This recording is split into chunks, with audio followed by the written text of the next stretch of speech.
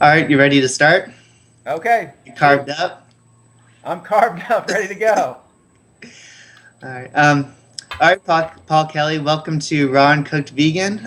This is Paul Kelly, who we're going to be interviewing today. He's the CEO of Raw and Cooked Vegan. I know people have been posting on his YouTube channel that they want to hear his story. So today we're finally going to get to see the man behind the YouTube channel. Welcome, Paul. Thank you, Ben. Thanks for taking the time to do this, Ben. I appreciate it. All right, so we're going to start off by talking about your childhood. What did your family think in terms of diet? Were they focused on diet? What kind of diet did they lead you to adopt? And how did it evolve? Yeah, okay. So it was the standard American diet. My mom did cook dinners, and um, we had hamburgers and all the stuff you usually grow up with. It wasn't like we had a lot of hostess stuff in the house. We didn't have a lot of Twinkies and cupcakes, but she would prepare meals, and it was the standard fare. There was dairy, there was meat, eggs for breakfast, that sort of thing. It wasn't totally health conscious. It wasn't horrible in the sense that we weren't eating a tremendous amount of processed stuff, but it wasn't, it was sad. It was standard American diet. Okay, so no soda, no fast food, that kind of deal.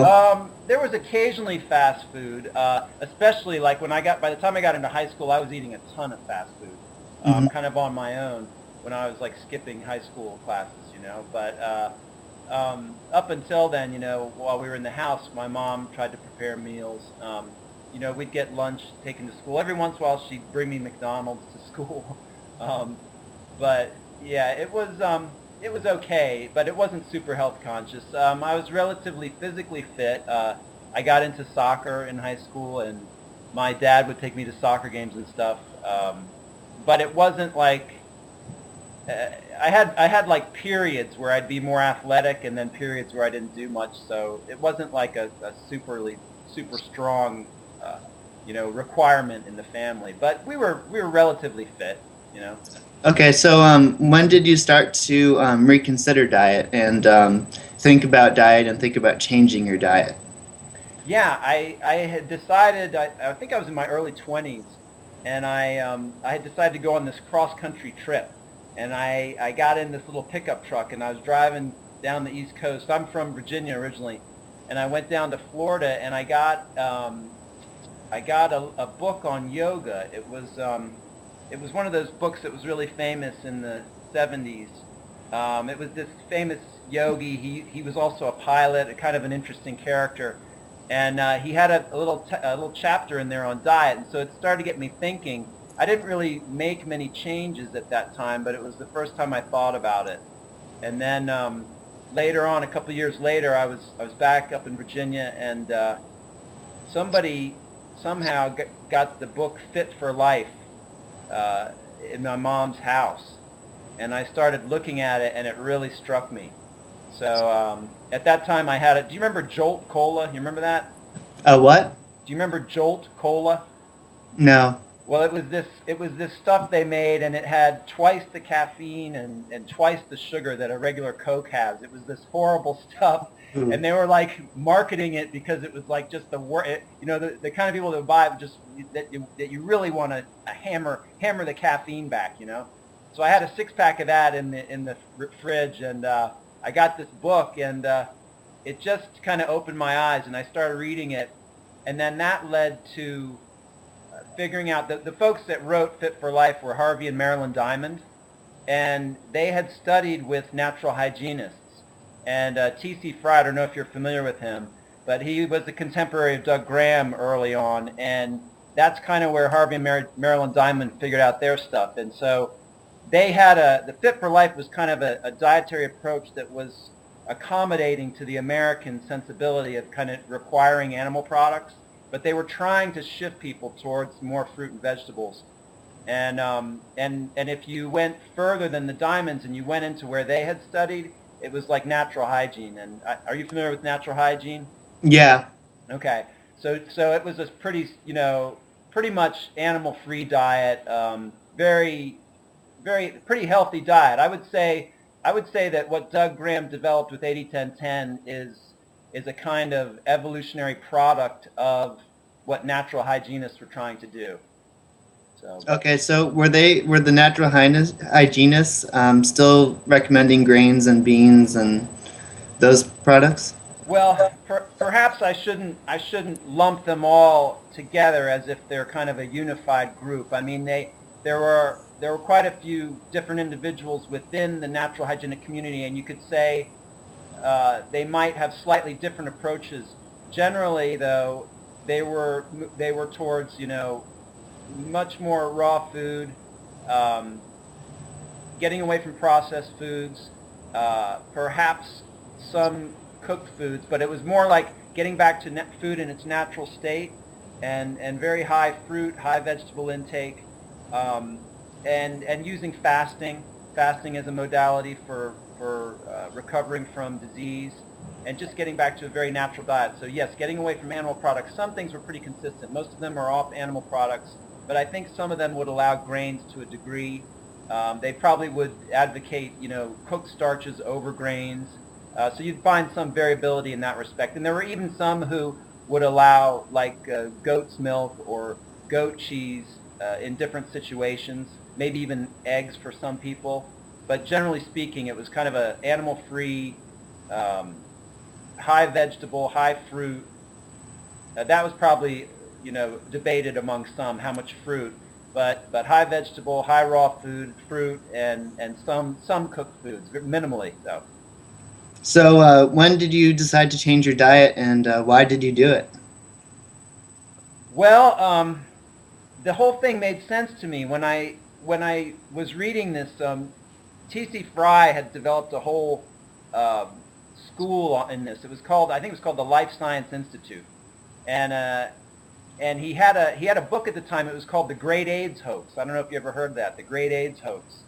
And he basically, T.C. Fry had been a pretty unhealthy guy, and when this stuff dawned on him, he did like a 360-degree revolution and became really healthy.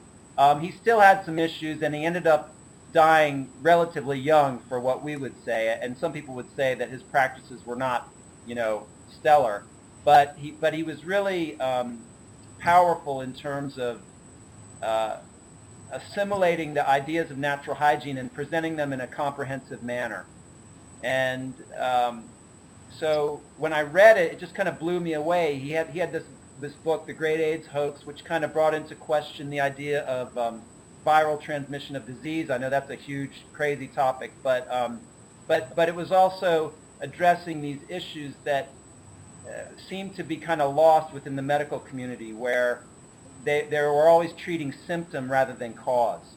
And if you looked at diet from a nutritional standpoint, you address cause rather than symptom. And then if you start doing that and you see all the successes people were having, it just became mind-boggling. It's like, why doesn't the medical community know about this? So that, tied with my interest in kind of Eastern religious traditions, had inspired a kind of vegetarian approach to life, and I went vegetarian. At that time, I tried to go what would be more like an 80-10-10, and I can remember trying to do like a lot of fruit, but it was nowhere near the caloric requirements. And I kept kind of failing, and I'd be running out to the store and getting like a box of ice cream sandwiches because I was basically starving. Yeah, So I see my friends do that too, where they just don't know how to get enough calories from plant food, and they take that as a sign that they need to eat more animal products. So that's what they do. yeah, exactly. And that was the thing. There were some things like that were kind of missing, and so at the time when let's say that I didn't find them. I hadn't found those solutions at that time, and they didn't seem to be clearly laid out within the available literature of the time. Um, so basically, I just kind of resigned myself after kind of toying with it for a couple of years. I said, I'm just going to have to be vegetarian because I can't see how to make it work. And then, so I've been vegetarian for like 20, 25 years, and that's been good, but I was eating a lot of dairy. I was eating dairy and probably pretty high oil content. And so my health has probably never been as high as it could be. And when I came across Durian Rider, let's say a year and a half, 2 years ago, he addressed all these issues that I had never figured out in his videos. And it really woke me up, and it helped me look at Doug Graham's work in a new light and look at it more seriously. And so finally, I actually haven't been vegan that long. It's only been since September of 2013. But I had been vegetarian for a long time, and I had been reading literature on the subject and trying to figure it all out. Hmm. So, what were some of the missing keys for you? Like, was it getting enough calories? Was that your major obstacle? And how did you overcome that obstacle? Yeah, that was definitely the obstacle, which at the time I didn't really know that it was. So, I also, even though I had kind of learned about food combining, um, I wasn't really down on the fact that different fruits have different amounts of caloric sustenance. Hmm. This thing of bananas and dates. Why do they work so good? Well, they're pretty high caloric content compared to, say, an apple. I'd go and buy a bag of apples and eat like 3 or 4 apples and say, well, that's a full meal, right? Well, that's just not going to work. I you know, actually, during my break, just winter break, I did yeah, a day of only apples. And I got to 20 apples, which I don't know, it's probably about 1,500 calories. yeah, Obviously, not nearly enough, so you can't do it on apples. yeah. And I was just talking to my friend last night. He said, I had a lot of fruit yesterday. I had like 2 apples, 2 kiwis, and a pear. And I said, and then he said he added a tablespoon of coconut oil to it. And we were talking about this in the context of fat. And I said, Dan, it's 40% fat, dude. I know. I know. It's amazing. If you look at like a tablespoon of oil, it's just unbelievable how many calories are in a tablespoon of oil.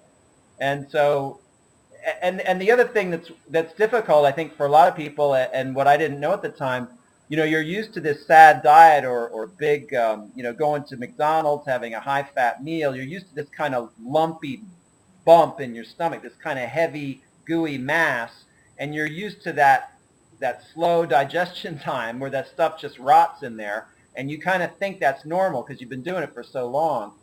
So then you go and you start eating this way, and it's a totally different quality.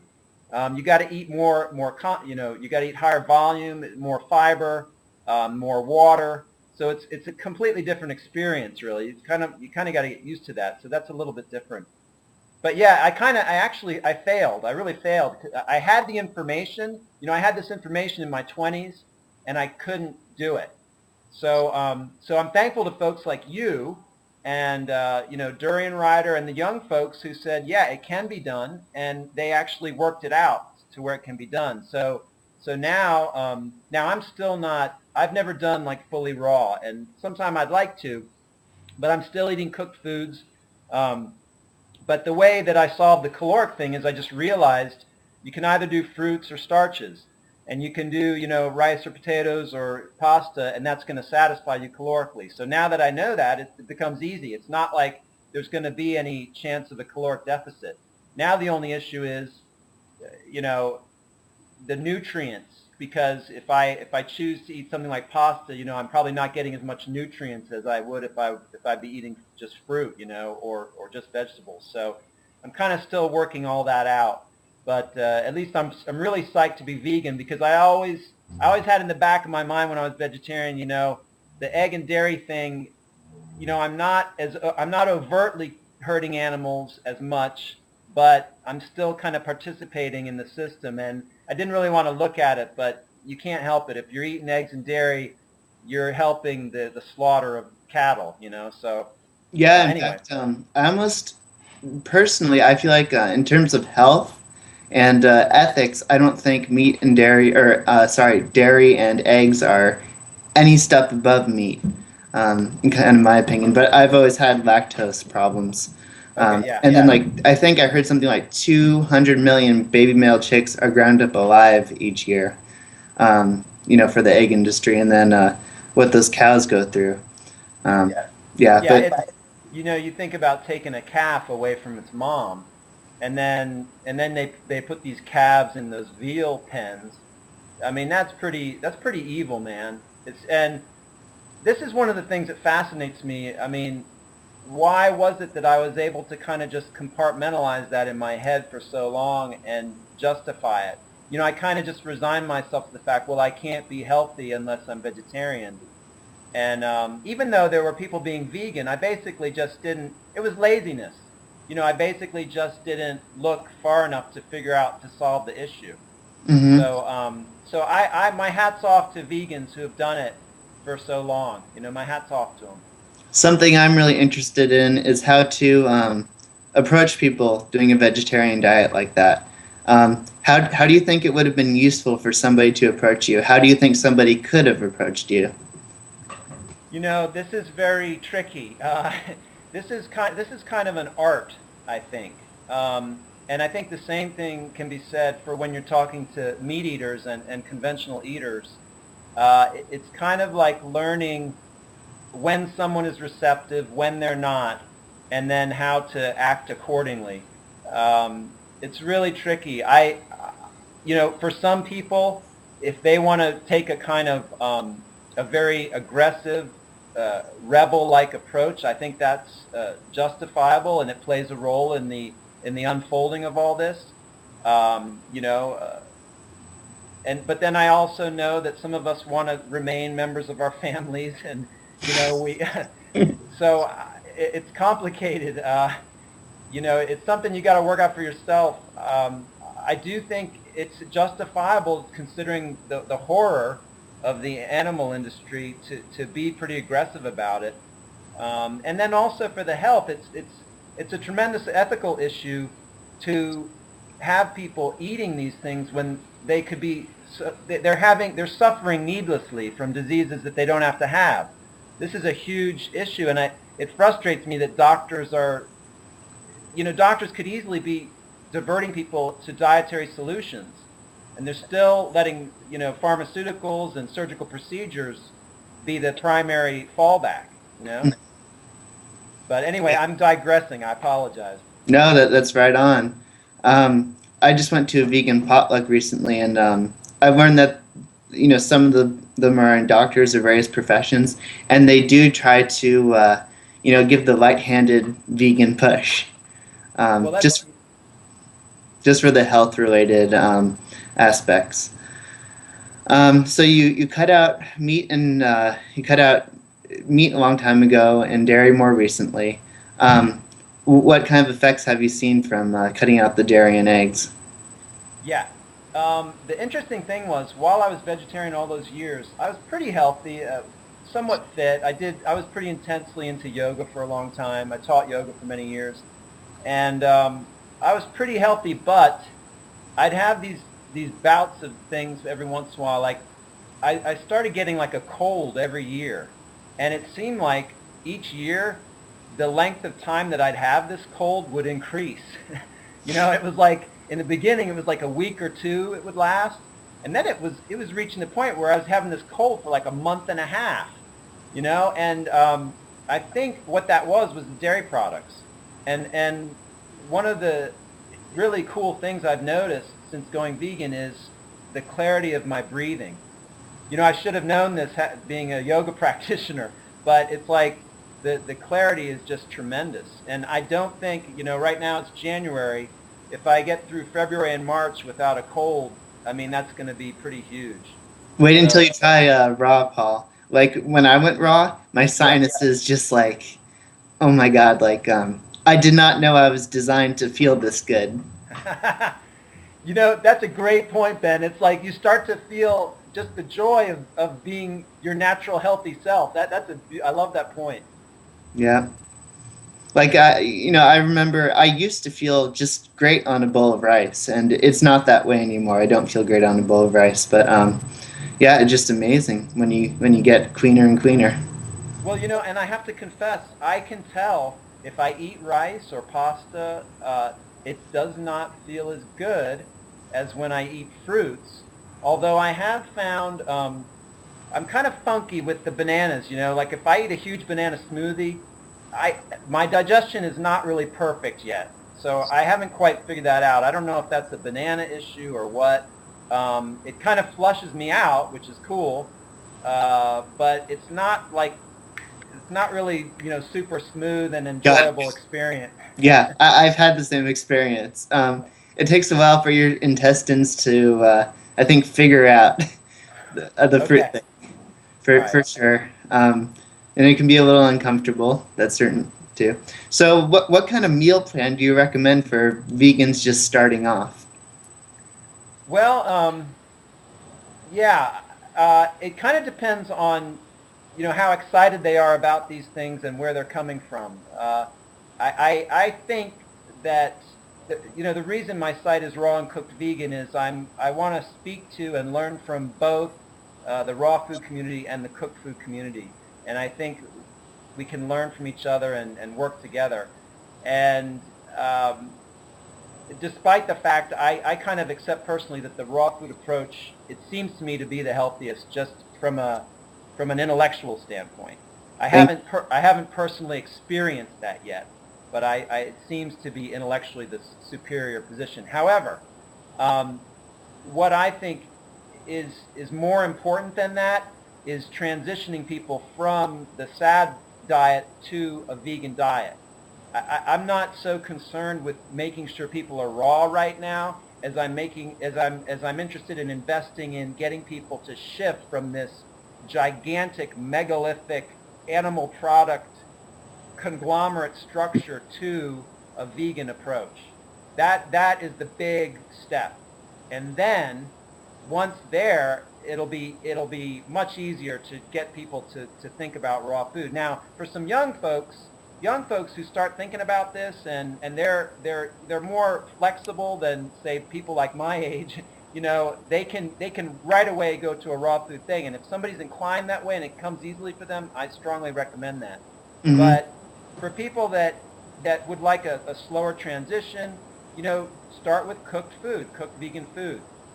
And I know a lot of people say that you can use some of these, you know, fake meat products as a kind of temporary thing. That's cool if that works for you. I would watch that. A lot of those products have ingredients that are questionable. They're usually high in salt. They're probably high in fat. Uh, Oil. No oil. I love that. Yeah. Yeah, I think that's one of the things that vegans kind of had missed the boat on for until recently. Vegans were eating too much vegetable oil. So, yeah, eat a plant-based diet, but that does not mean eat tons of plant-based oils. Get all oils, animal oils and plant-based oils out as low as you can. Yeah. Can you talk about why we do that? Why no oils? Yes. There's some. I had pretty much just accepted from a gut level that a vegetarian and even a vegan diet was better than a sad diet automatically. Just I just kind of felt that they were more healthy. I kind of believed that they were healthier, but it turned out that there are some issues that and in some ways they are definitely healthier in terms of like fiber, water content. Definitely in the environmental and ethical aspects, they blow away the sad diet. There's no question there. But in terms of the oil issue, the vegan diet fails if there's a high oil content in terms of like cardiovascular health. Vegetable oils are not as bad as animal oils, but they're not significantly different. They're problematic. So you still get those same issues of what is it, clogging factors. You get atherosclerosis with plant-based oils. You can get the same thing. It's not as bad or as rapid as it is with animal products, but it still happens. So if health is your primary focus, you want to get those fats down. And that's one of the things I think Doug Graham, you got to give him credit for. I mean, he said it wasn't his idea originally, but this 80-10-10, I think the Esselstyn or Campbell, they kind of refer to this. But 80-10-10, it's a great principle. 80% of your caloric intake is carbohydrate, 10% protein, 10% fat. So I think that's really wise. And it's also interesting if you look at infants and mother's milk. Mother's milk for babies. If you look at the chemical composition of mother's milk, it's kind of a good a clue as to what is a healthy diet for human beings. And you have to take it with, you have to be careful because babies need a little bit more fat than adults. But still, even with that extra need for fat, 80-10-10 fits in there. So it's a good indicator that that's our appropriate caloric ratio.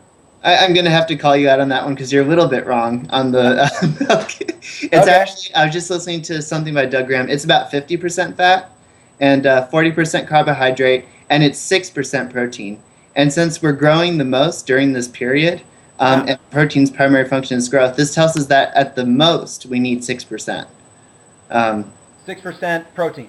yes, Okay. And that's then at our biggest growth stage. and 50% fat. 50% fat, yeah. When infants are growing, they're eating a lot of fat, and then as they get more active, they gravitate towards more high carbohydrate foods. And but mother's milk does not have 50% fat, does it? I think yes. Okay. That's what I remember hearing. Okay. Okay. Maybe we should have to fact check that, but All yeah, I'm right. pretty sure it's pretty high in fat. I trust you. I trust you. Uh, yeah, they get to eat more. They get it good. That would make sense because cow's milk is really high in fat if it's natural cow's milk. So it's high in fat to get a baby calf to grow hugely in its first, I don't know, months. So that would make sense. Mhm.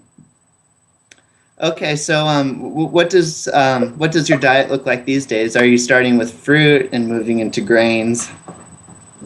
Yeah.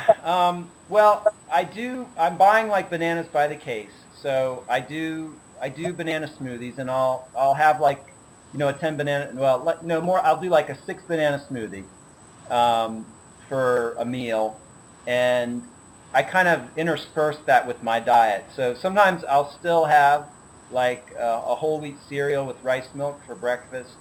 Um, Sometimes I'll cook potatoes. I'll cook rice or pasta at dinner. I do eat some greens, but not as many as I should. I should be eating more greens. I really need to vamp that up. Um, so it's okay right now. It could be a lot better. I'm probably too high in wheat products. I'm probably eating too many grains. But from a cooked vegan perspective, it's probably acceptable. But I think I'd be healthier if I was doing more fruit and less grains.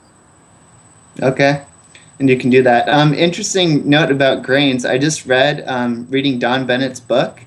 that a whole grain is actually less healthy than a refined grain because the whole grain has phytates, I think they're called, which are anti-nutrient.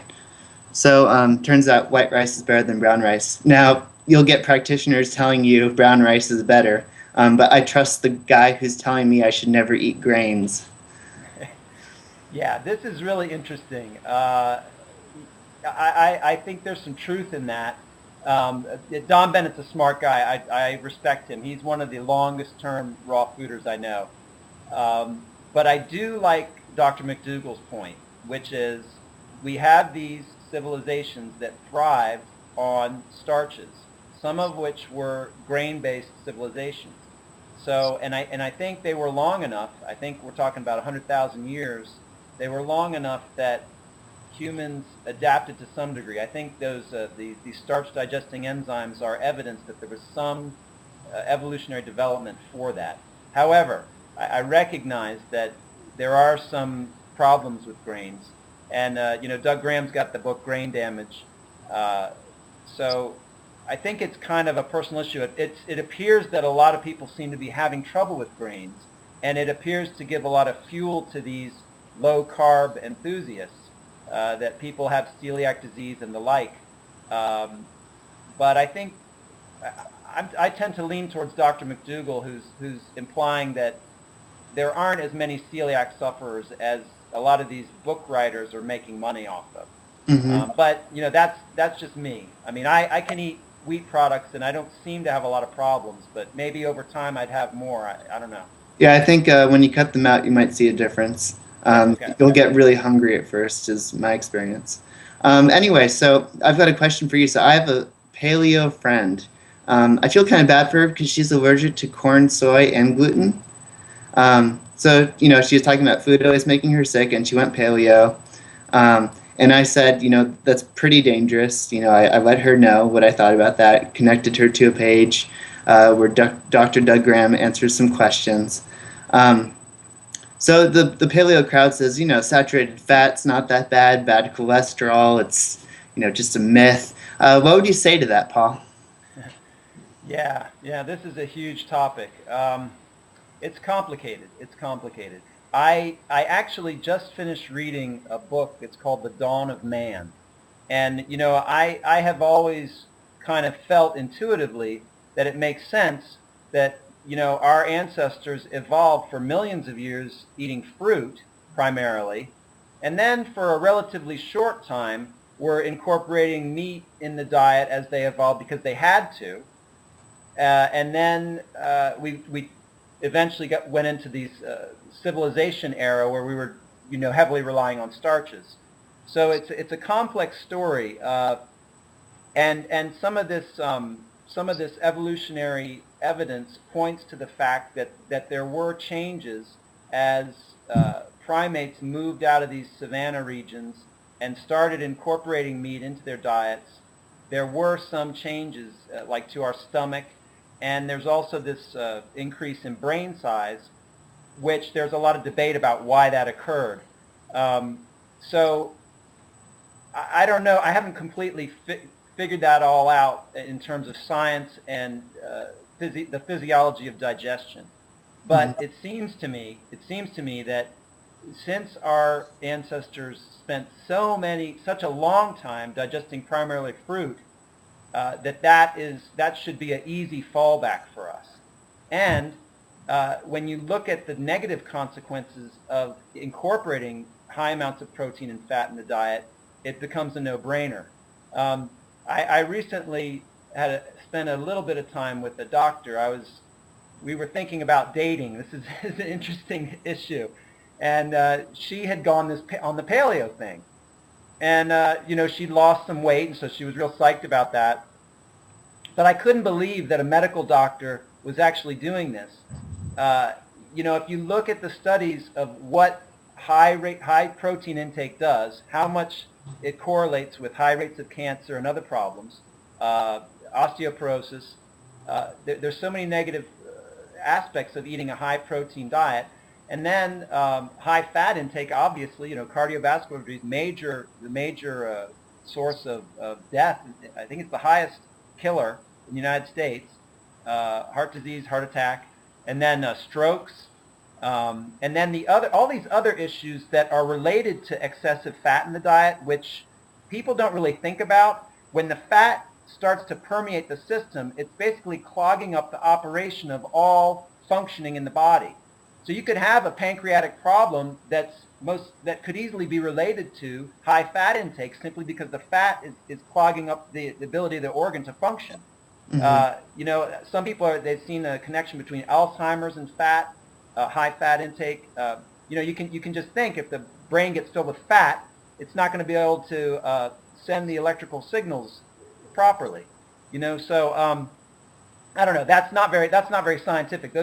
I'm kind of just conjecturing, but it is scientific that high fat and high protein diets correlate with a lot of health problems. And if you go even to a paleoprimal site, they'll tell the folks that are going to do those diets, for the first 30 days, they can expect this long list of negative symptoms for 30 days. Now, for 30 days. And an interesting thing, this gal that I was dating, she had an illness that was exactly like all these symptoms. And I was like, you're going to do this primal diet. You're going to be doing all the things that create these symptoms. How are you going to know if it's coming from the diet or if it's the actual disease, which has probably been caused by the same kind of foods in your diet from prior to going primal, because she was probably eating meat and dairy before anyway. I think it's highly unethical that doctors are recommending this as a way to eat and live. Yeah, I was just on Facebook earlier, and somebody was, or was it? It was 30 bananas a day, and somebody was talking about how a dietitian, overweight herself, was saying that a banana is just like a Twinkie. Yeah, yeah. This is the crazy thing, man. Dietitians and you go to hospitals, you go into if you want to see the consequences of a high-fat, high-protein diet, go into a nursing home. Go visit your local nursing home, and you will see the consequences of a high-fat, high-protein diet. And it's not pretty. It's not But pretty. it's the grains, Paul. They're getting fat off of rice and bananas. Yeah, yeah. It's so funny. It's so funny. This thing. I love Dr. McDougall's thing. Go to China. What before they started eating like we do, they're all thin. What's up with that? They're eating a ton of white rice. How do you explain that? If carbohydrates are so bad, I mean, it's just amazing. All right, so let's take a move here and talk about the social aspect of being a vegan and eating this way and trying to be a health conscious vegan. You just talked about the possibility of dating a meat eater. Um, that's interesting. I'd like to hear more about that. Yeah, yeah. Well, um, it's much easier if you can find someone who is on the similar path. It's funny when on my health journey, one of the things I did is there was a beautiful woman who ran a natural hygienic facility in Arkansas. Her name was Bernice Dennison, I think. Davison. I think it was. Shout out. What's that? Shout out. Yeah, yeah, yeah, yeah. And she was a Seventh Day Adventist. She wouldn't tell me how old she was. I think she was probably in her 70s.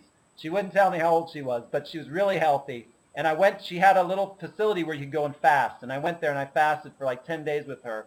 And the whole Water time fast? what's that? Water fast? Yeah, water fast. Oh, Yeah. awesome.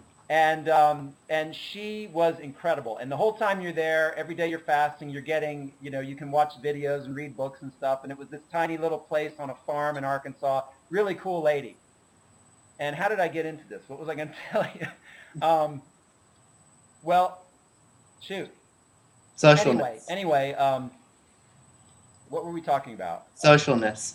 Yes, socialness. So she said to me at the time I was married, and my wife was Muslim, and and so Bernice, being a Seventh Day Adventist, she thought I was on the different path from my wife. Now I'm pretty open-minded as far as religion goes, but the point she was making is that if you want to go in the same direction, you gotta get with somebody who's going the same direction as you. If you hook up with somebody who's going in a totally different direction, it's just going to make it really difficult. So now this is a big unless, if you think that the person is receptive and open-minded, perhaps it might be worthwhile exploring something with them. But, that borders on, I can change this person. And you don't want to get mixed up in that, Yeah. But seriously, if you're taking this approach to life, you probably begin to feel pretty strongly about these things. First of all, you experience personally the benefits, and then you start to see the ethical aspects and the environmental aspects, and it's all around you then. So it's a huge part of your life, and it's going to be hard to do it with somebody who doesn't care about those things. Well, I think for me, one of the hardest parts is watching my parents doing the same things. There's a video where Dr. Doug Graham, talks about the hardest part of being a raw vegan, and he basically says the hardest part is seeing that other people aren't doing it, because he knows they can be so robustly healthy, but they're not choosing it. Do you have a similar experience? Yeah, I do. I do. My father drank very heavily, and he loved what he called good food. High fat food. He ended up I think he had a double or a triple bypass. He kind of had Parkinson's at the end. All his hair had fallen out. And for years I had been talking about diet. I've known about some of these things for a long time, and he kept saying, "Oh, you just want me to eat black bread the rest of my life," So it's funny how people don't see the connection until they're in the hospital bed, and even then, they still don't see it. So, yeah, it's frustrating. It's it can be alienating. It can be isolating. You can kind of just, I've learned a lot from interviewing people, because a lot of people say, you just be yourself and do your thing, be the change you want to see, and kind of get detached from it, which is all good advice. Uh, but I think it can be frustrating. Folks like Doug Graham, he's been doing it so long. You got to imagine it. It's got to be frustrating to see how slowly society has responded. It's like if you're walking down the street and you see some guy hitting his head with a hammer, and you just want to tell him, look, you don't have to hit your head with the hammer. You don't have to do it. You don't have to keep bleeding anymore. And they're like, no, I like hitting my head with the hammer. That's what it feels like. It's like, they don't have to suffer, but they're suffering. It's frustrating. And they're taking everybody else down with them. Yes, yes, and all the ancillary consequences, the horrible ethics, the environment. Yeah, it's frustrating. I think it's very frustrating. Yeah. So what's your strategy with communicating your frustration? Do you just kind of let it be, or you talk about it, or? I'll tell you. I don't know if you saw this interview I did with these folks. They have this gym out in Wisconsin. Really lovely couple, and let's see, John and Jessica, John Hines and Jessica Rucker. They have the Monkey Bar Gym out there, and she said a really cool thing. She said, "Don't yuck somebody else's yum. Don't yuck somebody else's yum," and I need to really kind of work on that, because if the objective is to kind of get people to wake up, the approach of kind of in your face attack doesn't really do it. Mm-hmm. It doesn't do it.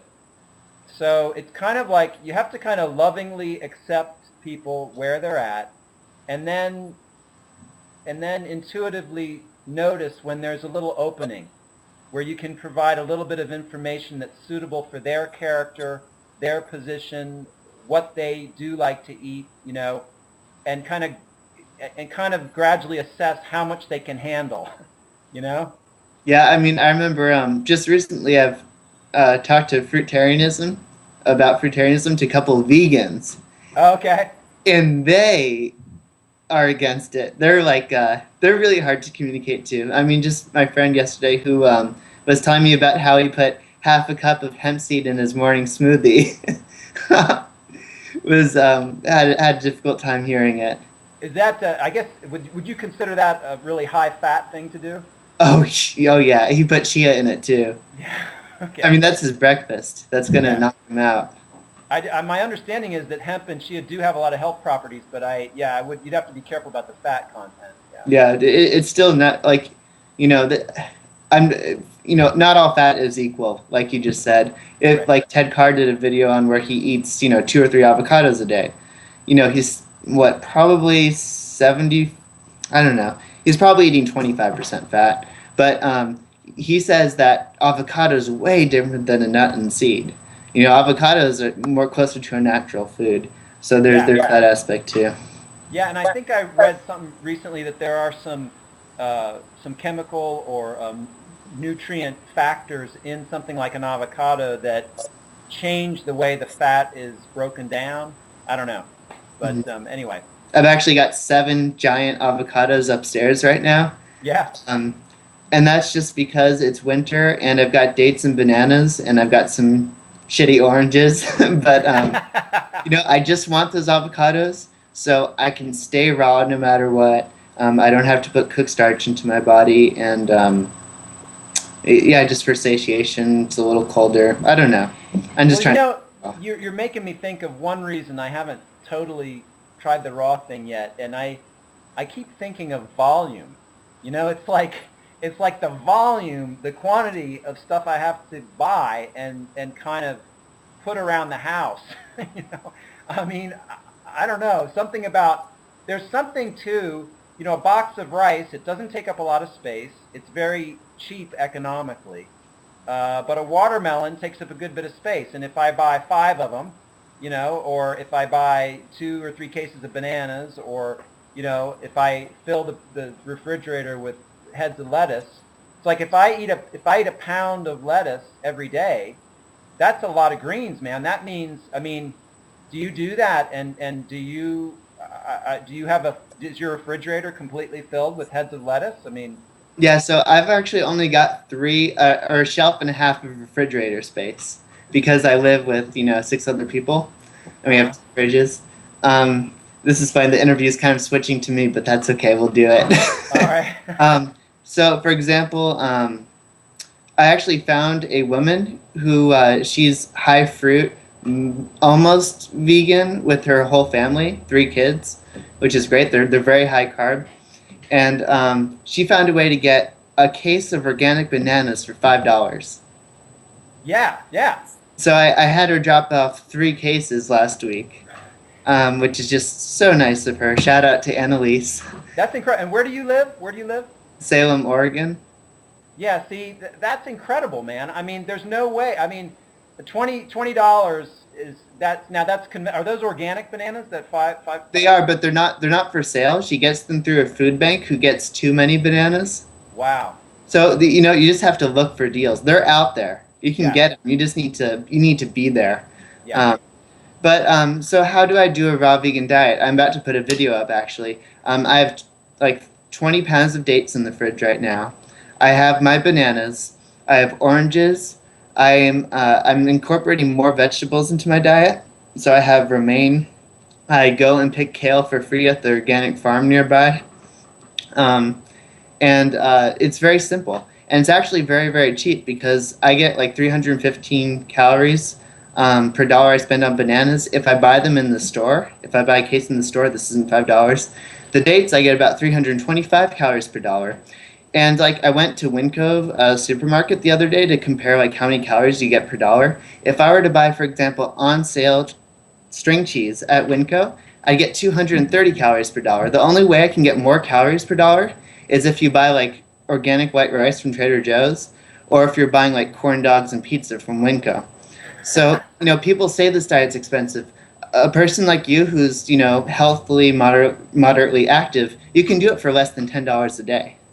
I gotta say, then I think that's true because I worked something out yesterday. I figured out there's about 100 bananas in a case of bananas, and even if I buy a $20 case of bananas, and I eat, let's say I ate 30 bananas a day, which would be 3,000 calorie meals. It would be about $7 a day. Yeah. So, and then if I spent the rest on lettuce, I can see how it could be done. I can see how that could be done. Yeah, and sometimes it's more or less. If you have like an Asian market in the area, mangoes are going to come in season in a couple months. You can pick up a couple cases of those, probably get a decent uh, amount of calories per dollar spent. What's really key is having 2 high-calorie fruits on hand because you don't want to have bananas for every meal. You want to have, dates blended with strawberries for a meal, Yeah. and stuff like that. What I've noticed is that.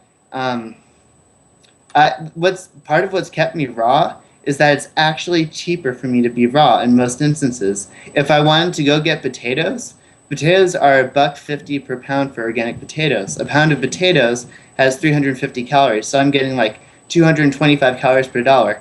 That's 100 less than bananas, organic Yeah. bananas. That's a good So for point. me, it's why would I ever buy the potato? Yeah, it's a great point. It's a great point. Um, I will say, and I know the answer to this, but I do think there is something comforting, especially in winter, about warm food. Now, I look at animals in nature, and I know every other species eats foods in their raw state. So I know intellectually that that's the right way to go. But I do sometimes enjoy eating something warm. There's something psychological and satisfying about that. It's probably not as healthy, but there is a psychological factor. Yeah, Dr. Doug Graham's response has been that, well, look, you're inside your house, you keep it at 70 degrees, you're wearing warm clothing, you're bringing the tropics with you. And then even when it becomes warm out, you're still eating the cooked food. So That's you true. don't go to cold food when it gets hot out, but you go to That's a hot good food when point. it gets cold. So it almost it I could call it a justification. It might be. I don't know. I Yeah, can't look inside your head. that's a good point. That's a good point. Well, let's talk more about you. So, how do you go out to eat on a vegan diet? On a vegan diet without any oils, less salt, hopefully. Yeah, well, usually when I'm going out, I'm going out with someone else, and so it's probably going to a place they want to go to. You can get like a baked potato, or you can ask for a salad without dressing and make sure it doesn't have cheese in it. Uh, you can usually look at the side dishes on a menu and find some stuff there, but it can be tricky. Fortunately, it's kind of changing. It seems to be that society's shifting a little bit, and you're having a few more options. At least you're seeing a vegetarian option on a menu. Vegan, not so common. But there are some vegan restaurants, although you got to stay away from the ones that are doing the high fat thing. Um, yeah, it's kind of like you got to look around. I know I've heard some people just either eat before they go, eat your own food before you go, and then maybe just have something to drink while you're there, have some water or something. Um, I don't know. It's hard. It's hard. But what if you're a college student like me and you want to do the high carb vegan kind of thing? What do you think I should go for if I'm out in town with my friends? Yeah, that's really tricky. I mean, you'd probably, if you're going to do only fruit, you'd have to take it with you. If you're, Absolutely. Yeah, if I'm you're, talking about the cooked side. yeah, if you're eating cooked, it's baked. I would say baked potatoes or pasta. Tell them to order a dish of pasta without anything on it. Okay. Um, What you about could, no tomato sauce? no tomato sauce. Yeah, this is really interesting. When I first heard, people talking about no salt on stuff, I was like, come on, man, you got to have salt on your right. If you're eating grains, you got to have some salt. But lately, I started eating pasta without salt, and it's good. Or I put a little salt in the rice when I cook it, but I can see how you could get by without eating salt. It's becoming possible. I think I can see that being a possibility, especially if you're all fruit, it's easy. But but if you're eating grains, I'm not a real stickler on that. I don't think salt is a health food, but I don't think I think anything negative that comes from eating salt could be easily compensated for by drinking water. So I think if that's the one thing that's preventing you from being vegan, that you can't have salt on your grains, go ahead and have some salt. Hmm. But I think if you do it long enough, you'll reach a place where you no longer need it. Um, Right on. So I guess what I'd like to finish up with here is your take on some nutrients. Um, okay. so what's your take on B12? Well, personally, I'm doing the sublingual oral methylcobalamin, and I need to get some. I actually had a problem with B12. When I'd been vegetarian, as I said, for like 25 years, and throughout that time, looking back, I think I had some moments where I got low in B12, and I had some symptoms. And then when I went vegan, I started to get some like shaking in my fingers, and I think going vegan like tipped me over because I looked into the B12 more seriously then, and I started taking it more seriously, and the shaking went away. So I think it is good to be careful. Now, I like what some people say. Apparently, some people they live with organic garden foods and they take blood tests and their B12 is fine and they don't supplement, and that's totally cool. But I think vegans and vegetarians should be careful with it. Dr. Greger at the Nutrition Facts has a good video on this. Even though I know the could it be B12 thing where like 40% of Americans are B12 deficient, even if they're eating animal products. But there's an interesting study that Dr. Greger refers to where it was the vegans that came up short on B12, and it's pretty clear in that study. Yeah, So I recently read Don's article on B12, or at least parts of it. yeah, It's health101.org. yes, I recommend checking it out. What I actually learned is that as soon as you cook an animal product, you can't really get the B12 from that anymore. So interesting. you have to go to raw flesh if you're going to try to get your B12 that way. Um, uh, That's interesting, Ben. But this study that's referred to by Gregor, it was a European study, and the animal product eaters had higher B12 counts. yeah, and I think there's another aspect to B12, which is how they're measuring it. Don actually recommends that you get a urine test, not a blood test. Yes, So there are all these factors that uh, the common person, you and me, we can't understand. I agree with that, but I would say that I think one of the reasons that they have some studies that have compared vegans to SAD diet folks over the past, say, like 20 years, and because of the issues of plant oil consumption and an absence of vitamin B12 and an inappropriate omega-3/6 balance, vegans were having a lot of issues like animal product eaters. And uh, when you address those issues, the vegan approach blows away. I mean, it already blows away the SAD diet, but even more. There's no comparison then. yeah, I definitely think it's worth being safe about it too. Yeah, I take some, and Yeah. I'm looking into getting the urine test that Don recommends. I do think one topic on this is that a lot of things you do can decrease the B12 in your body. A lot of negative things like drinking alcohol. Also, one thing I'd read a long time ago, if your food is really cold, like it could be like a frozen banana smoothie, that may affect B12 absorption. So hmm there are some factors that, like negative habits, that can reduce the amount of B12 that's in your body that needs to be addressed. Yeah, Dr. Doug Graham said that in 80-10-10 as well. Okay. That every time you get away from whole, fresh, ripe, raw, organic, you're going to have problems, and one of those is B12. Uh-huh. All right. What's Good. your take on vitamin D? Well, yeah, I don't know now because I think it's a sunlight thing. You got to get adequate sunlight, and so of course, summertime is the best. Like I'm talking now, I'm in a relatively northern climate. I mean, I'm in Virginia. We got snow on the ground, and some folks got it worse than I do. So if you're living in Florida or California and you're getting out in the sun all the time, you're in the Caribbean, it's probably never going to be an issue. If you're living in Alaska or Canada, it might be in the winter, and then maybe you want to consider a D supplement. I bought one, and then I realized after buying it that it was animal product derived, and that kind of upset me a little bit. So you got to make sure that it's vegan, and I know there are some vegan Ds that you can get if that's an issue for you. So I don't know. I guess it's worth getting tested. The thing with me is I can't afford to get a blood test. I'm not going to go spend $500 to get a full panel. I mean, these people talk about getting blood tests like it's going to, it's going to cost a couple of dollars. I don't know how people afford all these blood tests, but anyway, I'm gonna take probably a vegan D supplement eventually.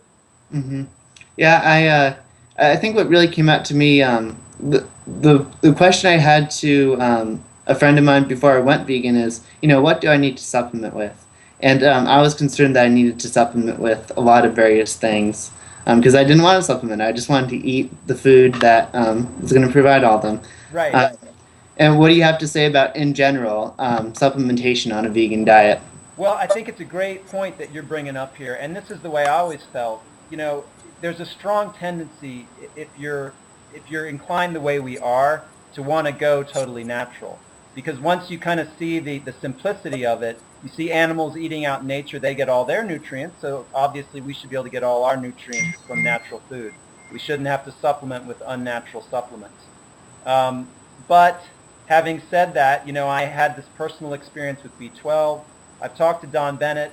Don Bennett has been doing this a long time, and he helps folks, and he finds that people who go raw vegan or, high raw vegan, the three problems they run into are B12, D, and iodine.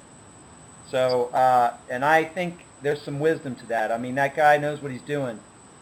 So I think it's good to listen to. I know there are people that do everything natural. They don't supplement. They get blood tests and they're fine. But I don't know. I think it's something you need to make a decision on yourself. Be careful about it. Okay. Yeah, that's cool. I think Don's really legit too. I've always got a high experienced a lot of professionalism on Yeah. his part. And yeah, maybe sometime do some counseling with him. I'm not sure. I do think, though, one thing, I think Colin Campbell goes to this, and natural hygienists have for years, is that nutrition is a holistic phenomena. When you eat a raw food, it's got millions of nutrients, many of which we have not yet identified. So you have to be careful about going down this isolated nutrient path because it can become a forest of incomprehensibility. And this is how vitamin mineral manufacturers are making tons of money selling crap. So don't go down this thing of isolating thousands of nutrients and trying to. I think that's a disaster. Just a few of these are important to focus on, but most of your needs will be absolutely met by a low-fat, high-raw vegan diet. Right on. Cool. Anything else you want to talk to your audience about? Anything else we should know about you? Well, just thanks. I want to thank everyone that I've interviewed, and thank you, Ben, for doing this. It's really fun. I've really enjoyed it. It's one of the alleviating factors of the frustration with the large segment of society that doesn't recognize these principles is talking to folks like you who recognize the obviousness of the value of this approach to life. So it's really fulfilling, enjoyable, rewarding to communicate with folks like yourself. And hopefully this gets out to a broader audience and we can gradually turn the tables, get the momentum so we shift this thing around. Yeah, I feel like we're shifting. Yeah. And just by being ourselves, being honest. We don't think animal products are responsible to consume. We don't think they're healthy. We don't think they're ethical. And then people have to make their own decisions.